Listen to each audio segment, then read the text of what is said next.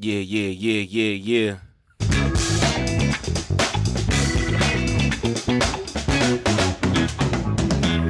We back in this again.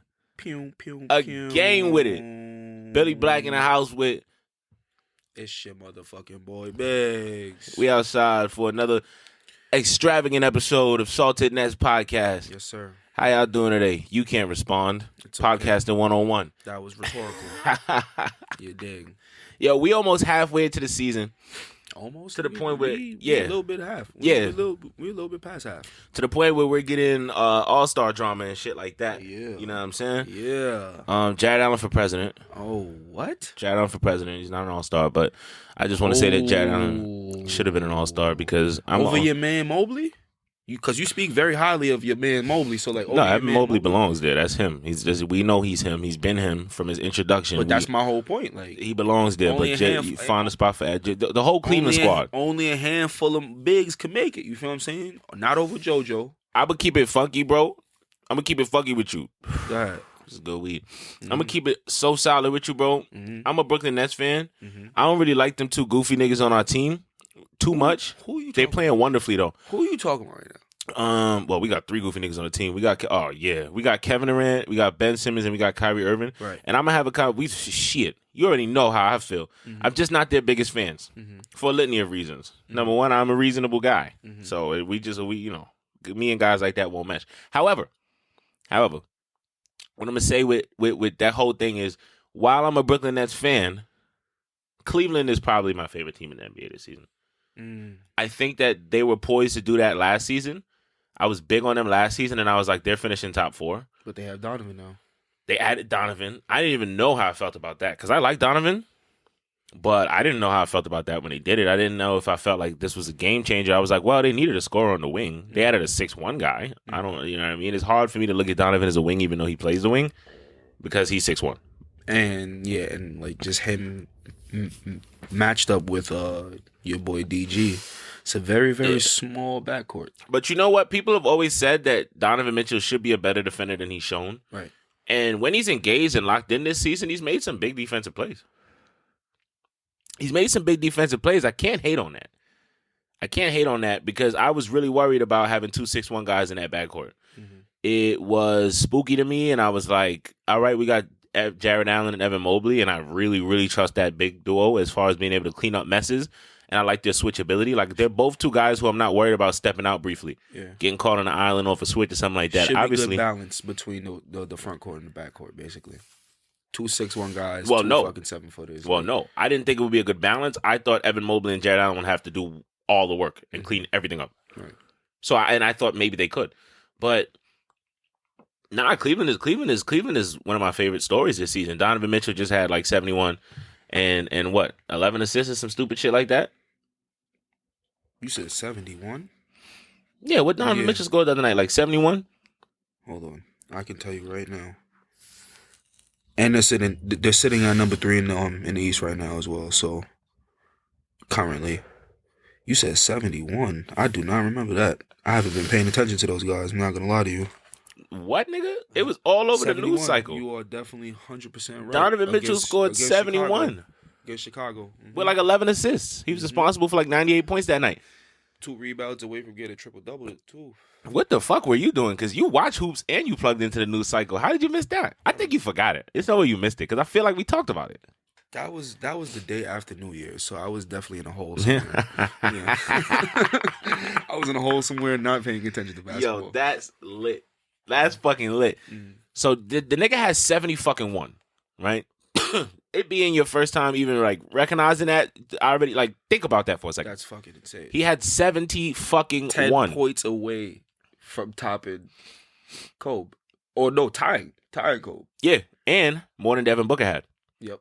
So it's like now he has the third. Yep. But I think David Robinson had 70 before too. I think. Still topped him. Yeah. Yeah.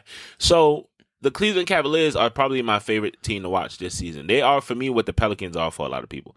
Like, you know how G has the Pelicans and stuff like that, and the Pelicans are becoming more of a sad story because we were just talking about how crazy it is that they were 1 and Memphis was 2 in the West, and now like the Pelicans are looking like they're gonna have to claw their way into the play-in. Yeah. And injuries are just gonna do what they do. Yep. I know this personally. I had money on Brandon Ingram to score 20 last night, and he didn't. But aside from that, first, you know what I mean? He's just coming back, and there's a lot going on. But the Cleveland Cavaliers are that for me, like where I get a special joy out of watching them, and I'm invested in their success. A part of that is because they have Jared Allen. I'm a big Jared Allen guy. Going back to being when Jared Allen was on the Brooklyn Nets, I know, that one golden season we can hold on to, because D'Angelo Russell, I refuse to speak poorly of him because of that magical season with the Nets. Boy, is he making it difficult though. He won't let up. The guy is a card. He's a real character. Explain. I don't know. He's just always saying stuff I can't jive with and underperforming.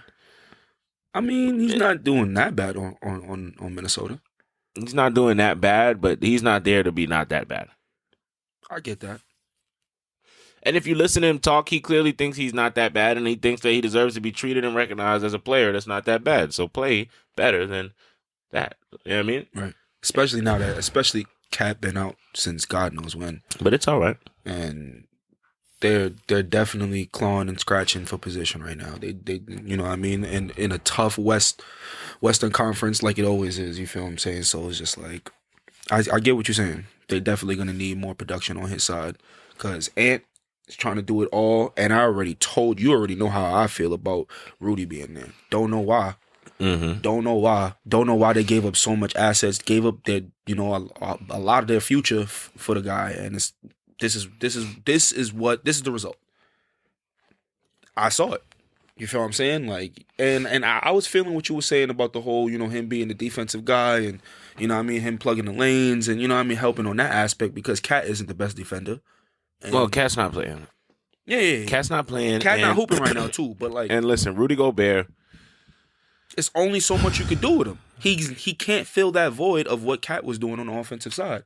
I don't want him putting the ball on the floor. He's a non-fucking factor on offense, and I don't think I ever understood just how much of a non-factor he is. That's rough, because he is so good of a defender, but he is not a versatile defender, and that's I think what wounds him in a little bit. Where like there are players that can kind of make themselves every bit as valuable as him. Bring him out to the perimeter, drive the lane, do some contorted type of layup like Ja does. Or something like not that he's poor. And he's not. I don't think he's poor at stepping bucket. out, but he's not versatile enough.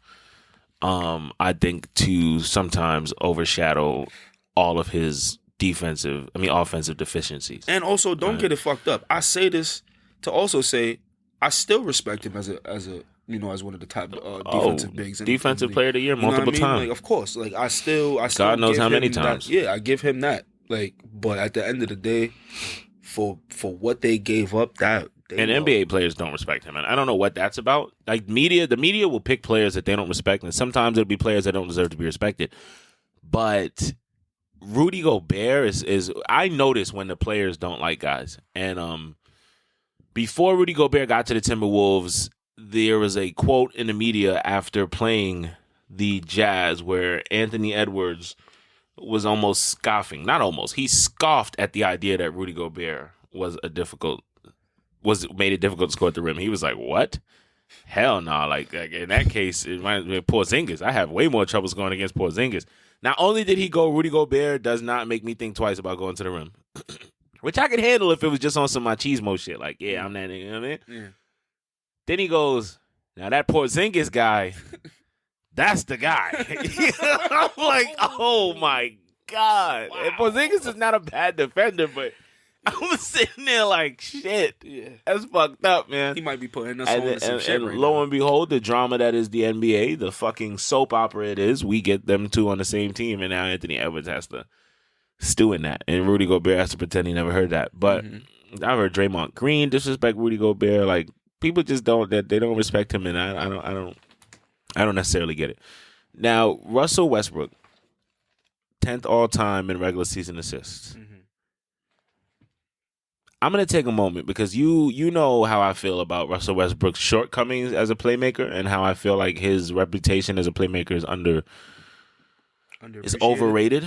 No, I think to with some of the fan, it's with some of the fans it's overrated and with some of the fans it's underrated. Mm-hmm. What I won't ever do is pretend like Russell Westbrook was not a force of nature at generating offense for himself and others in the apex of his career. In OKC. In OKC, he averaged, I think he was still doing that, averaging the triple-double shit in Houston and a little bit of it in Washington too. So it's just like, when you look into the numbers as far as just the sheer volume at which he was playmaking and the sheer amount of points that he was creating through his point total as well as the shots that he would create for others. There's a guy who at one point averaged 12 assists per game, damn near, and to lead the league, and has led the league in assists I think like twice. There's a little bit of a gimmick to it. It's a little gimmicky. It's a little bit spamming a certain, you know what I mean? He's a little bit spamming the X button, but it also doesn't always lead to a tick on the win column as well. And one of the things I've said about, but what it does take is for you to be an above average, a far above average playmaker. And if you look at all of the advanced metrics, you cannot deny, regardless of how kind of limited the scope and versatility and technical genius of it is, Russell Westbrook has been a far above average playmaker, and to make it to 10th all times, and he's on number 9's heels too. Yeah, to make it to 10th all times, he's not done. Is crazy. And when you look at the beginning stages of his career, even up to that first finals of Kevin Durant, this was not what we ever saw for him. Yeah. So, look, man. Because I have a weird relationship with Russell Westbrook in that I'm not anti-Russell Westbrook. For most of his career, I've appreciated him a lot and have actually loved him as a player. But there are shortcomings. There are shortcomings that people look over when you win MVP, when you average a triple-double. And those shortcomings are rearing their ugly head right now. And I don't think he was ever honest about what he was doing. I don't think he was ever honest that he was going out there to get triple-doubles, which is still impressive. Yeah. But he kind of leaned into like I don't know. I mean, I'm like, fuck out of here, man. We all saw what you did the first season that you averaged it. We all saw the guys counting down on the sidelines, like ticking off the numbers. Do you make sure you get your numbers and shit like that? Like, I mean, it is what it is, bro. Like, you know what I'm saying? But fantastic, and he deserves to be there, and that's crazy. The Lakers have 2 guys on their team that are top 10 all time in the assist category, like playing right now, and they're not winning. Shout out to Big. That's that type of talk I'm talking about, nigga. Winning. Had a great. I ain't gonna lie though. Had a great win over the Knicks last night though, for sure. This is a fact. Great win over the Knicks. Hey, ready that clip? All right. So before I play the clip, right? Let's give the people a little context, right? Because there's a little chirping going on in the league and shit like that. Recently, your boy Spence, you feel what I'm saying? Ex Brooklynite right over there, you feel me? He had some words for Kuz and them over there. He's basically saying how they just chucking up shots. You know what I mean? Like they not really trying to play any winning type of basketball. But let me just go ahead and play the clip. I mean, we just gotta be better in that respect. You know what I mean? Like they're not playing for nothing for real. You know what I mean? Like they just coming out here firing. Like they got people come off the bench just firing, right? Because at the end of the day, for them, it's a showcase. They over there trying to get paid. They're not trying to play winning basketball. You know what I'm saying? So for a team that has real aspirations and has an MVP, you know what I'm saying, like, and went to the conference finals last year, like we have to be better to a man, right? And not offensively, because 126 can win you a lot of games. I mean. And what was Kuzma's response? Kuz basically was just like, yo, the funny thing is, they don't play winning basketball, so I don't even know what he's talking about. Now, currently, the Wizards are sitting at number 9 in the East. Obviously, Dallas is doing better. They're sitting at number 6. But in the West. Yeah, in the West. In the Western Conference. Yes, indeed. Any thoughts on this? Well, I think that number 1, first of all, shout out to Kaku. Will not be hold. This is gonna be hilarious. Will not be hold. Because why does Kuz get claps? You gotta respect a man that will not be hold. Because honestly, I am not the biggest Kyle Kuzma fan. I am not an anti-Kyle Kuzma guy. He's definitely a guy. He's solid. I'm whatever. But the Spencer lashed out, man. He lashed out, and After a tough loss. I'm almost tempted to go back and try to see if maybe it was just like an extra chirpy, chippy game. Yeah.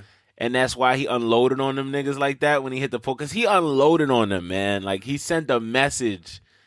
And he was a Wizard, like, right before he got to Dallas. So it's like, maybe he got inside knowledge and he's, like, taking a shot at the organization as a whole. I don't know, man. But that's crazy. That was a very pointed shot. And it's like, Kuzma's just like, am I going to say nothing? I'm going to say something. Because he talking to us. And he definitely talking to us. He's like, yo, y'all don't. But like, my whole thing is, they don't play winning basketball. Aren't the Mavericks above 500? Yeah, they are. They are definitely a 500 team. All right. He has to be referring to their playoff woes and them not being able to make the dance. But like, I mean, even that, you know what I mean? Like, they've been knocking teams out who was supposed to be going. Yeah, and they went further last year than anybody thought they would. Exactly. So when you say they don't play winning basketball, is the clinic Luka put up against the Suns not winning basketball? Like, what are we talking about right now? I mean, hello. Luka Doncic lives on Earth, right?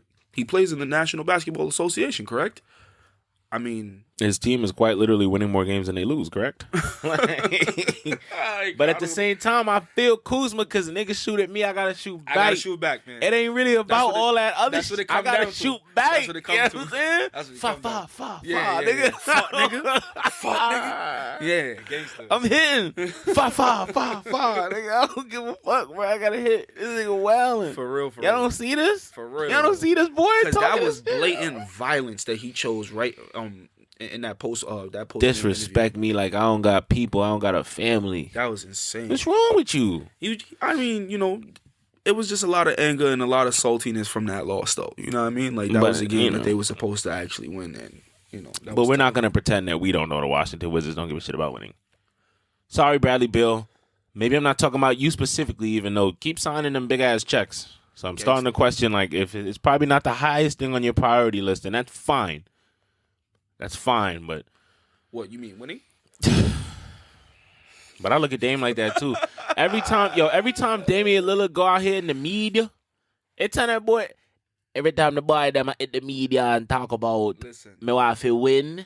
Listen. How you wife win? How? Real quick about Dame, man. You saw them big fat ass checks, nigga. Dame is back though. Yeah. Dame back. Hey, you think they going to the finals this year? Nah. No way. It's not happening. He's trying his hardest to win. He wants to bring a championship to Portland. They won't build a team. Ask around Clyde that, Drexler how that went. They just won't build a team around that, man. Clyde Drexler lost his whole hairline trying to bring a championship to Portland. Portland is a small market city, right? As far as just like being able to like sign bigger guys around Dame. Yeah, yeah. If you're just talking about their ability to land big time free agents, yeah.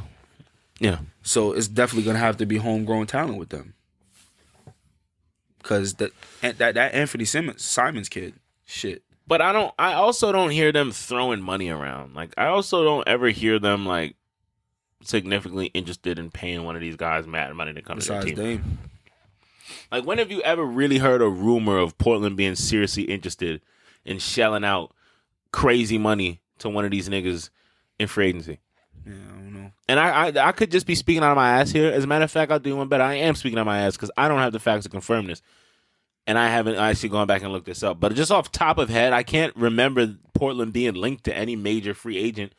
And when I say being linked, like, even like getting in a room and making a pitch, man. Like, I don't.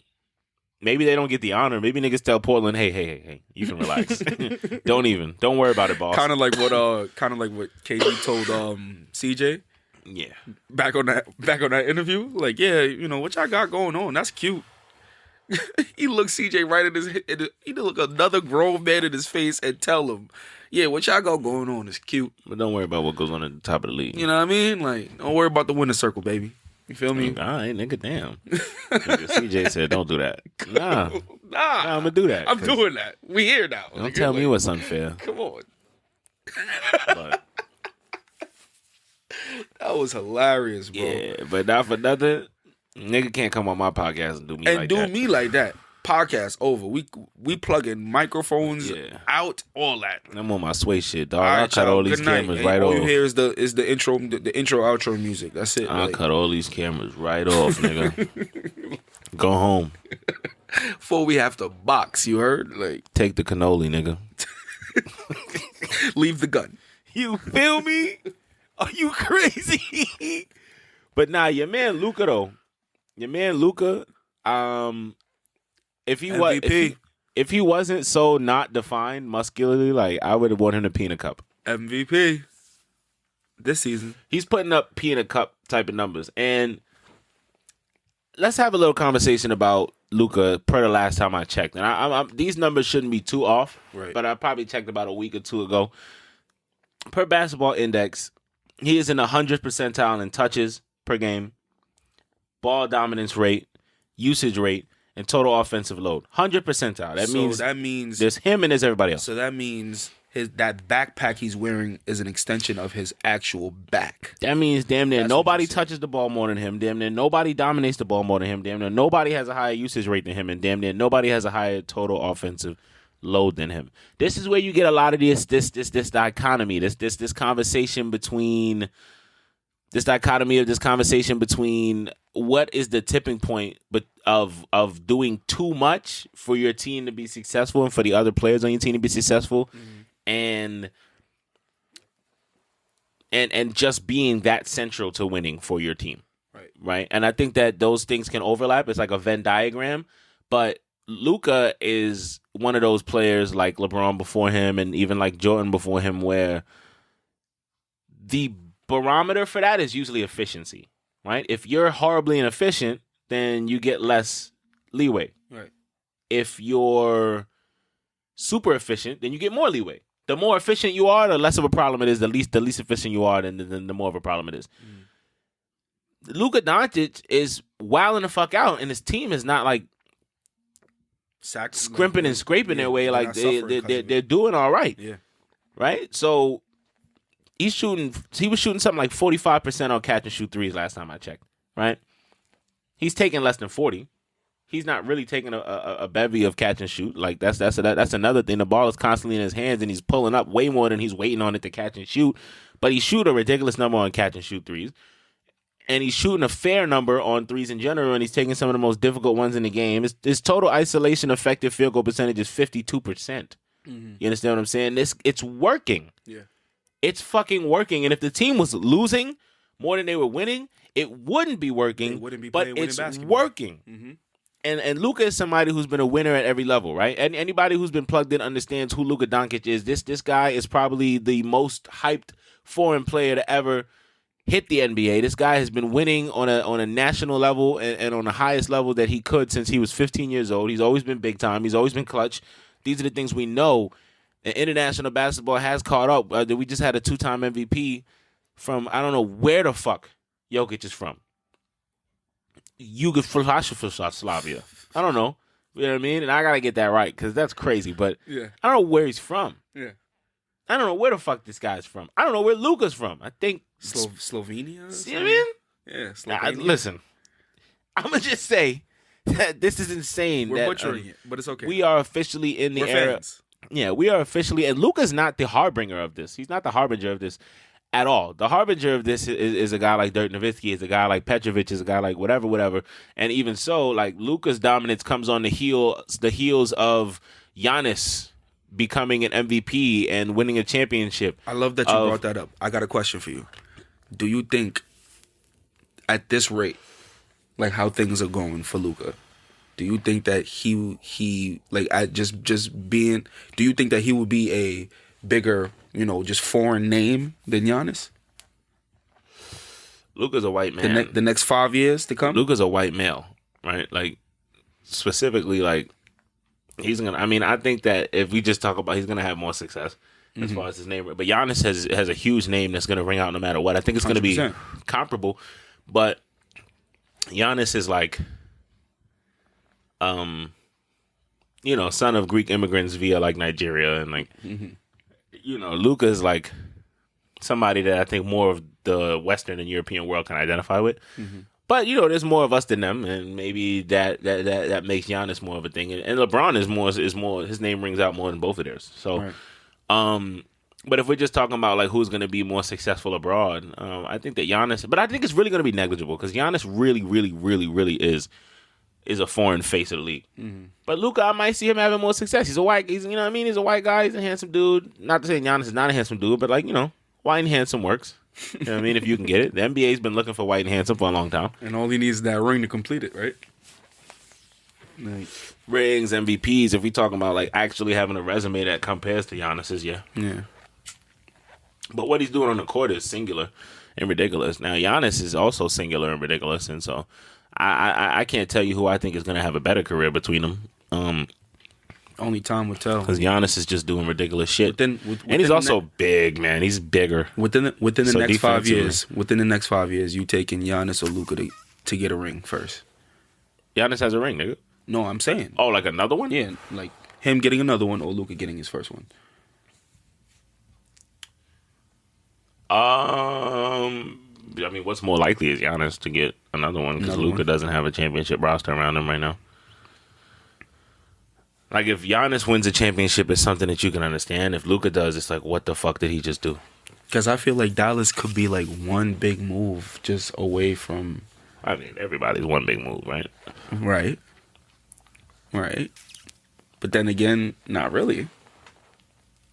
Because there are a lot of really, really put together, well put together teams right now, and they're all not winning. Mm-hmm. You know what I mean? I guess you could say the same thing about Philly. Philly's a pretty good team on paper. You know what I mean? That's a team that could go all the way. Oh, Philly should have a chance, and the fact that they don't is something that they have to figure out within themselves. Because Philly should have a chance. 100%. They sitting at number 2 right now. Yeah, in this league right now, Philly should have a chance. So, you know what I mean? Like, I don't see why not. If they don't have a chance, they need to rethink this whole James Harden thing. Because how will you not have a chance? You have Joel Embiid, you have James Harden, you have a solid roster around them. You got a chance. Mm-hmm. You got a chance, if you ask me. But Luka's on one. Yeah. Luka's on one in a major way, right? 87% of his shots are unassisted. 87% of his shots are unassisted, and he's bodying playmaking stats. You want to talk about passing creation volume? He's at the top. He's at the top or near the top of the list. Assist points per 75 possessions at the top or near the top of the list. High value assists per 75 possessions. You know where he's at. Box creation and scoring gravity. Obviously, you know where he's at. So it's like he's playmaking with his vision and his feel for the game, but also he gets that amp of just being such a threat that him being on the court is in and of itself creating opportunities for others, right? Now you're Luka for MVP, right? Yeah. Not Jason Tatum. No, because more time. Like, yes, we do need JT and even JB to have a good game for us to win a game, 100%. But a lot of the times, because of our defense, kind of like not being up to par compared to like last year. You feel what I'm saying? So like a lot of the times we find ourselves, kind of going down to the wire. You know what I mean? And a lot of those big time plays are not always made by JT. You know what I mean? Like, not compared to Luka, because we're talking about most valuable player. You feel what I'm saying? So it's just like at the end of the day, more times, 9 times out of 10, Luka is gonna have to strap that backpack on and win this game for them. And I ain't gonna lie, if you put Luka on that Celtics team, chip. Like, chip. I'll take that. I'll take that. You feel what I'm saying? It will still hurt because, listen, JT, you know me, man, since he got here. You know what I mean? I've been riding with my guy, but it's just like at the end of the day, I'm not fucking delusional. Yeah. Like, chip our body, easy. And listen, he's your guy. Like, if Boston ever traded Jason Tatum first of all, Dallas would never do that. But terrible. Sad. Luka would have to be creating the craziest ruckus. Yeah. The craziest ruckus. Like, demanding out. Yeah. You know what I mean? Like, if Luka I mean, if Boston traded Jason Tatum for Luka, they're some cold-hearted sons of bitches. Like he can't do that. But you know, I think I don't even hear too much of the Jason Tatum for MVP buzz like I did before. But it's interesting that you're a Celtics fan with Jason Tatum being who he is right and now. He's balling out of control averaging right like 31 now. or something he's like that. balling out of control right now, and I love it. You know what I mean? Keep it going. You feel what I'm saying? I just want that same energy postseason, and I know I'm gonna see it, but all of that top tier scoring, all that playmaking, all that shit that he was doing especially during the regular season, it faded out during the dance last year. I mean, in the finals, yeah, shot like 36%. Granted, his first time being there, you know what I mean? Like, yeah, yo, but damn, you could just see it, like just in the gameplay itself, you could just see it. You know what I mean? Like he was defeated before we even lost. You know what I mean? So that's you know, JoJo what for MVP? I mean, arguable, another guy. JoJo, who's going crazy, is out of his fucking mind. Yeah. Was he averaging like 33 or some stupid shit like that? Some crazy shit like that. Some nutty shit. You know what I'm saying? 33 double, easy. He going easy. crazy. And like 12, 13 rebounds, my nigga. Who he is on defense, everything about JoJo is just wicked. Doesn't matter. He's the sole reason why they are sitting at number 2 right now. Yeah. You know what I mean? Like, your boy Tobias, your man's Tobias, man. Goodness gracious. Listen, man, shout out to him. Ship him. Ship him? Ship him. Been jacking it. Why? Go and get you like a, you know. He makes a lot of money, man. And out of now be like a, you know, Gary Trent. Even I take Gary Trent over him. Gangster. You know who the MVP is. Your man's. We are on motherfucking Jokic watch. I kept telling you early in the season he had a chance to average a triple-double. I called it. Nikola Jokic is averaging 25, 11, and 10 right now. And he's not getting any of the dick waxing that Russell Westbrook was getting. I'm not seeing any of the dick suckery. I need all of that. Oh, man. I'm going to need that. Oh, we got to continue this, big fella. I just need you to make this push into the end of the season. Now Jokic is on I feel like Macho Man Randy Savage right now. This nigga's crazy. Jokic for MVP? No pukesters to the left. No pukesters to the right. Jokic for MVP. 3-time. Crown him. He's the truth. And they sitting at number 1 in the West. He's the truth. He's averaging a triple-double at the center position. I'm sorry. His field goal percentage is 63.1%. And that's not even a good number. Effective field goal percentage, 66.1. Mm-hmm. 25, 11, and 10.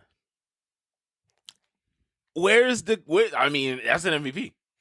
Last guy to do that, MVP. Mm-hmm. You know what I'm saying? Mm-hmm. Are we about to see the first 3-time MVP, like 3 back-to-back? The first MVP three-peat in years. But you know the NBA don't like to do shit like that.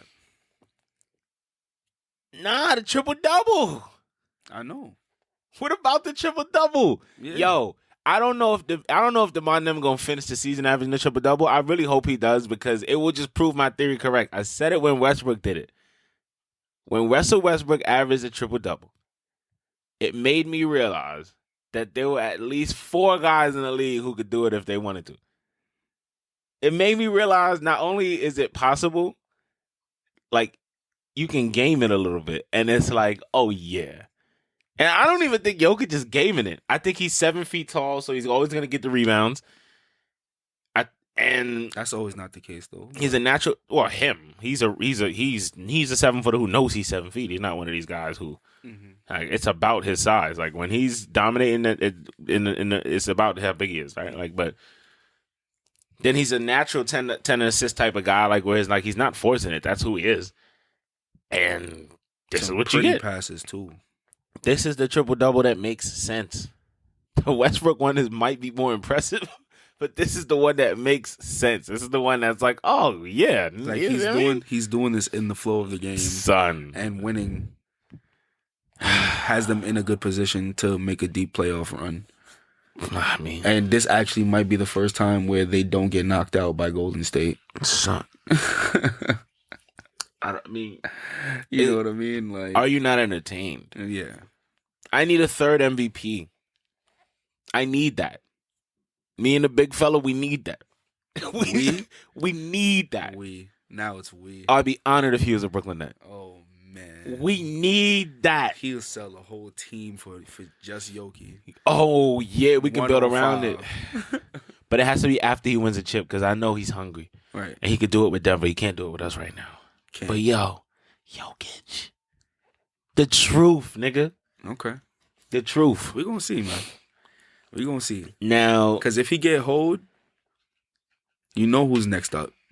Who's next up? My boy, Luka Doncic. Yeah, probably. But I don't know, man. You got to give it to my man. You got to give it to my man. But at the same time, he already got him twice in a row. They might not want to give it to him. However they feel is how they feel. I ain't mad at him. Right. But I'm mad at him. Because I'm not playing with them boys. Give my son what he came for. Give him what he asking for. You know what I'm saying? Especially if they really do make that deep playoff run. Because when do they announce it? During the Eastern Western Conference Finals, right? Yeah. So like if he's in that game, if he's in that series, I mean, let's do it. You know what I mean? Let's fucking do it. What if right now? What if it's Dallas versus Denver? What do you mean? What if? What if it's no? I'm saying, what if, like, as far as who gets MVP, what if it's Dallas versus Denver in the series? In that series, then no matter who wins MVPs, Dallas is going to put up a good fight, and then they're going to go home and get some rest. Indeed, I'm not asking that. I'm just saying, who do like? Is it still a clear cut that Jokic gets that MVP? Because Luka's also in that. It's a regular season award, so it's not going. What happens in the playoffs is not going to affect who wins it. Okay. Yeah. They just reveal it in the playoffs, but the award gets voted on. It's a regular season thing. So, okay. So, but yeah, Dallas will be going home though. If that happens. For sure. Yeah, right home. For sure. Right home. For sure. 5-6 games like gentlemen, but get them right out of here. Yeah. Get them right the fuck out of here. For sure. Hey. One of my Knicks fans, homies from work and shit. That motherfucker be talking mad shit. You know, he was real hyped that the Knicks just caught a win over the Celtics just a couple days ago. I mean, sent the whole video of him in the Knicks gear and all of that, and I'm just looking at him like, sir, who owns the Knicks gear? I'm like, him, and I'm like, sir, nasty. You. That's cute. Had to hit him with that's cute, man. You see, we not worried about things like that, man. We worried about shit over here on the top. You feel what I'm saying? Y'all motherfuckers gonna barely scratch playing. Yeah. You hear me? Barely scratch playing. And you lucky if you make it out of playing. And if you do, you will see us first round. Calm 5 games. Max. And that's me being nice. Max, brother. Calm 5 games. Pack them up. Honestly, they're not going to want to see Trey and them boys either, if you ask me. I mean, if they see Trey and them boys in the fucking playing, because you already know. Fuck Trae Young. What? The Knicks? Oh, yeah. Because I'm over here like, huh? Nigga thought I was saying fuck Trae Young. Nah, man. Now, we got to talk about Bron. Mm-hmm. I got to say a few things about Bron. Number one, I think that if we're going to summarize the career of one LeBron James, if LeBron James's career was a book, you know what the title would be? Shout out to Shady McCoy.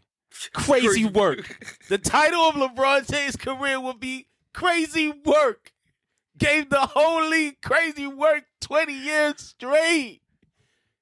Son said, yo, you played with my dad. Yeah, I know. Gave him crazy work. I gave that guy crazy work. Your dad? Out of here. Crazy work. He didn't even play. Now you getting crazy work. Shit crazy out here. LeBron James is 38 years old. LeBron James also just, scored 38,000 points. That's a great, I mean, that's a little numerology shit for you. He's going to be number one before this season ends, man. Before this month ends. And he's about to pass Kareem Abdul-Jabbar for the most points in NBA history. Already has the most points in NBA history if you're just talking about playoffs and regular season combined. But in the regular season, he's about to pass Kareem Abdul-Jabbar for most points ever. And we will talk about the totality of his career at a later date. The LeBron episode is going to be crazy. Mm-hmm.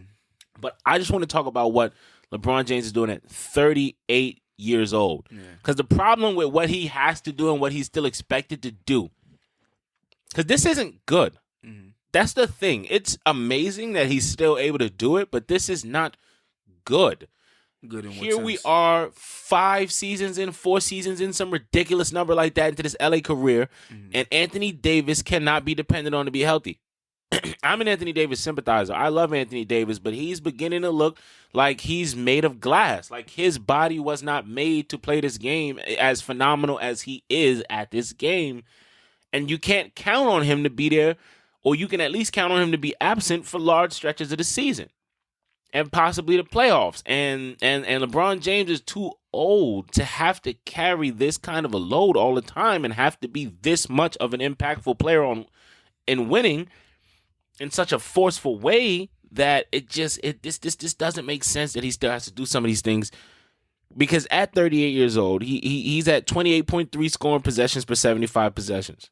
Mm-hmm. That's good for 98th percentile. Like he's still being demanded and called upon to score and lift his team with sheer point totals in a way that I don't think he has to score like damn near 30 of the points for them to be successful.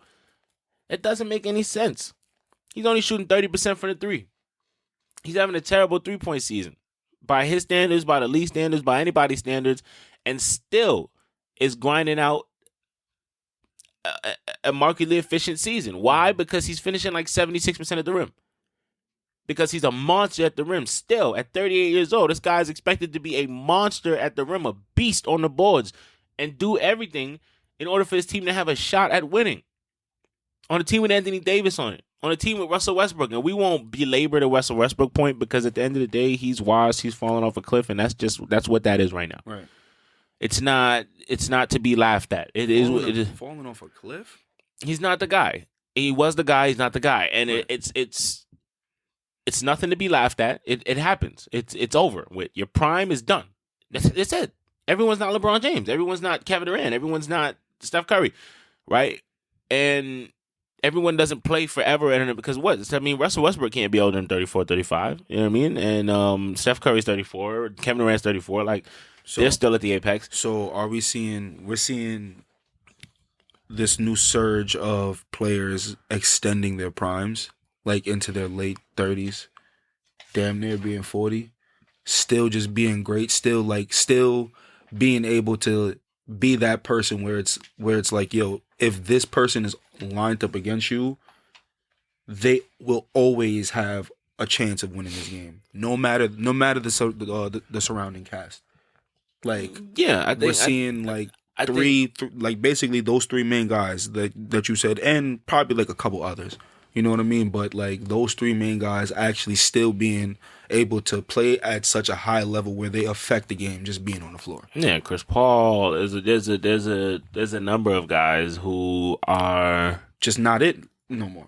Well, Chris Paul, I'm more so marveling at how long he was able to be it. If you think about how old he was in Oklahoma City when he took them to the playoffs, if you think about how old he was when he went to the finals with the Suns, 100%. He was like 36 when he did all that shit at like 6 feet tall, maybe. So it's like, but currently even right now though, yeah, because it's finally over. It's finally, but it's even then, it's not necessarily over. He's not terrible. He's just not. But I will say this though, that same effect is still not there. You know what I mean? Like that effect that Steph has is not. No. You know what I mean? Like it's nothing comparable. You know what I mean? Like so. Yeah, no. That's all I'm saying. Like you know. Yeah, but Steph is better than Chris Paul. Even Westbrook. You know what I mean? Like he's not the guy anymore.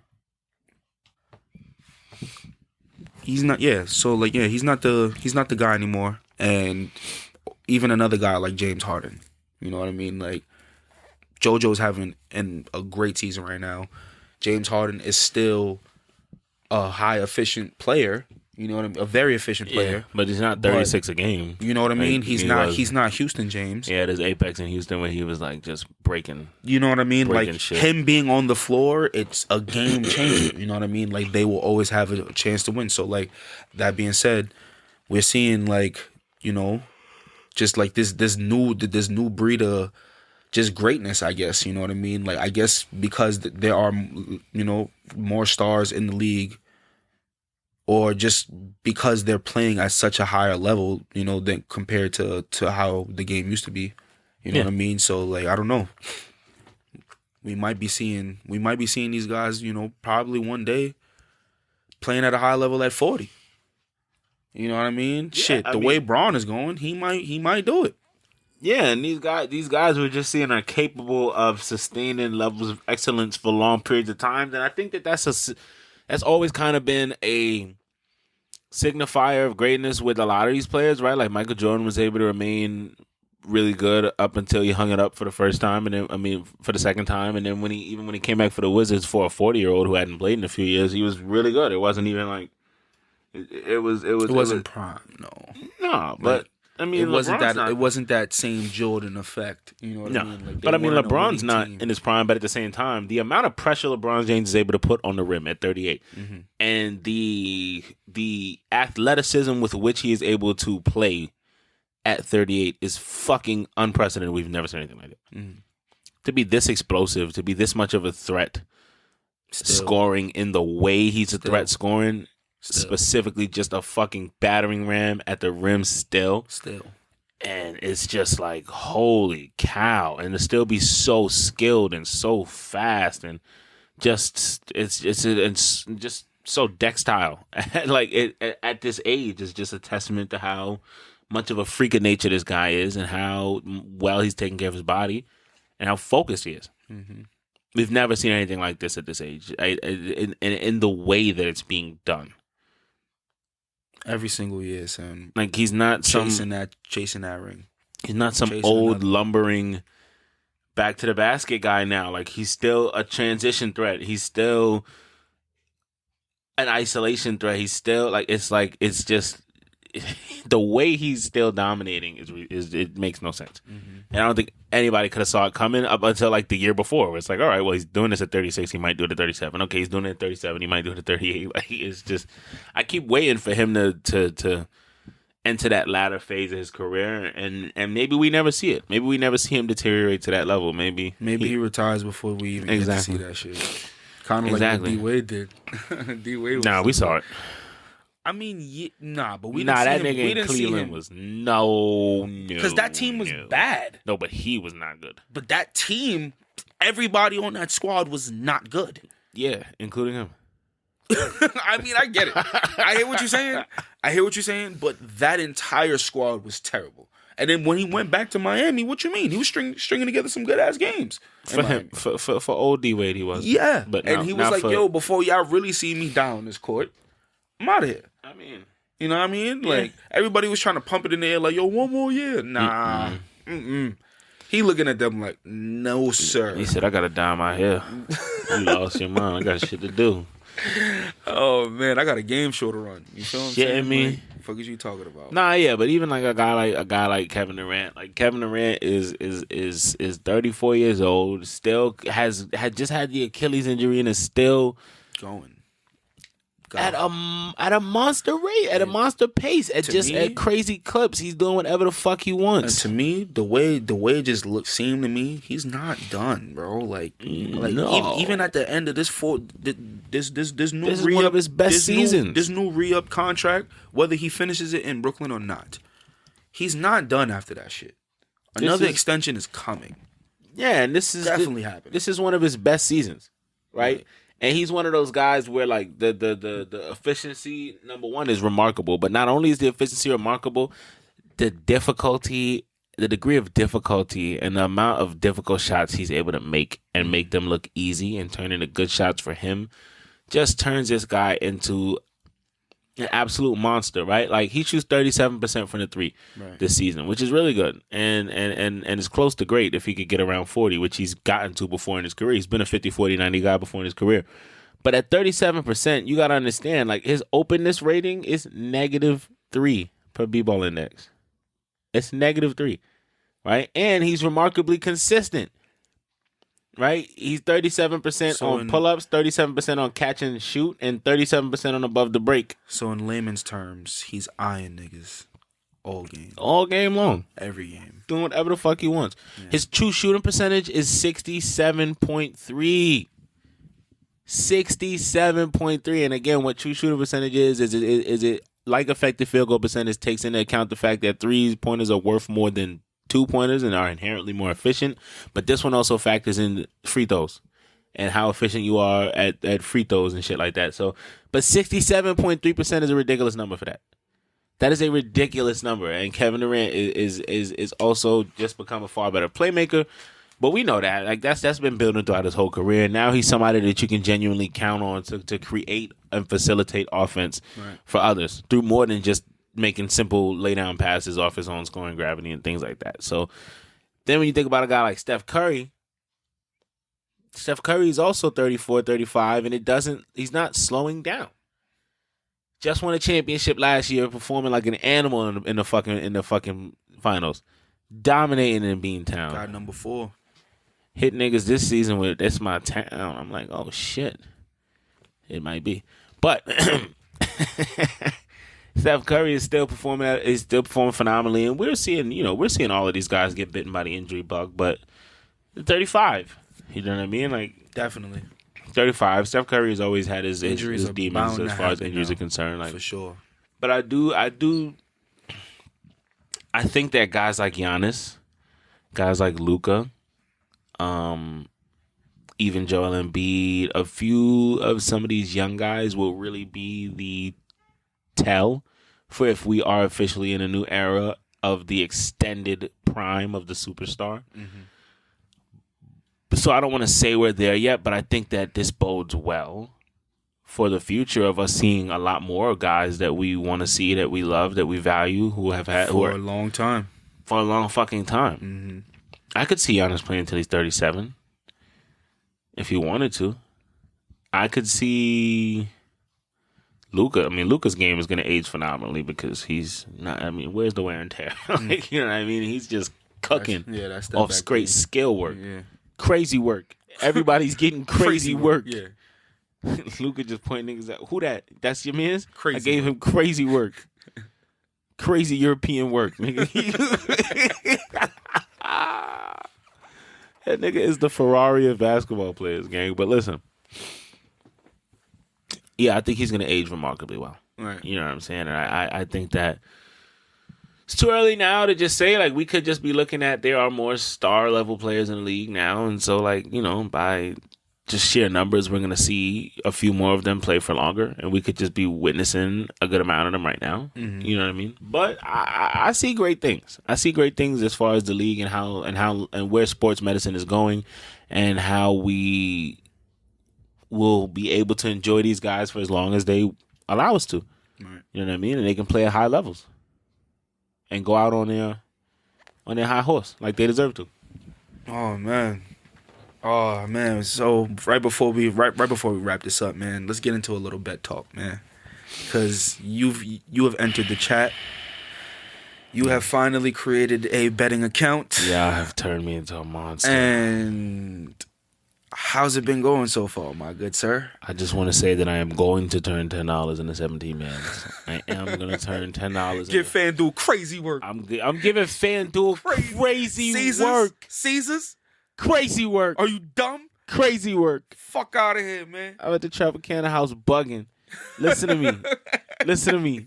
You too, DraftKings. Crazy work. One of these days, I'm going to go viral because I'm going to hit on some stupid shit. Uh-huh. And you got to keep you a stupid ticket. I always call it a stupid ticket. I call them donations. Fuck you, man. Listen, call them donations. Listen. This man got be to donating, keep you a few tickets that if these motherfuckers hit, you going to fucking Vegas. Bro or you said going to fucking Bermuda. Bro said Terry Rozier for $4+ threes. And he's the only one that didn't hit. I needed like 2+ or 3 from. No, I needed 3+ from LaMelo. I needed 2+ from PJ Washington. I needed 1+ from Giannis, and I needed 4+ from Terry Rozier. And you know what? God damn it! I know Terry Rozier at one point in his life has or will hit 4 threes in the game. I just didn't get it that night, and that's okay. Right. But that's what it's all about. Some shit that probably won't happen, but could happen. That's what you gotta have. That's what you call your crazy ticket, your wild ticket, your money ticket. Because of it, you know what I mean? Listen, spending 10 to win 40 is cute. Right. I need 80, 90, 100 plus. I need that. That's what I need to feel good about doing this. You know what I'm saying? You just accumulate that bread because it add up. You ever threw a parlay down? $10. They talking about 15. Get this off my shit. Gangster. Every time. Are you crazy? Every time. And you be like, this'll hit too. Get this out of here. I don't want that. Yeah. I'm doing this big shit for money the thrills, me. nigga. Big money me. Crazy? I need big money. That's how you know gambling is really a problem. Yeah. Because that 10 into 15. Get that out of here. That's nothing. That should be a good thing. If Rudy Gobert scores 40 points, this $10 is going to take me to another tax bracket, nigga. 40 points? Donation. Nigga high is like 32 or some shit too. Like fucking donation, man. But if you ever catch the night Rudy Gobert, bro, you're a millionaire. You're 100,000aire. Off $10. Off $10. FanDuel got me in a chokehold right now, bro. Like, it's alright. I started off like, yo, I'm not gonna check. All I can say to you and the people out there, right? Minimize your losses, man. Try to hedge your bets as much as possible. If you don't know what hedging is, look it up. Then you go back, bet right, bet smart, do your motherfucking thing. Let's get this money, man. Salted Nets Podcast. Billy Black. It's your motherfucking boy. We out this bitch, nigga. Gang. Stay safe. See y'all next week.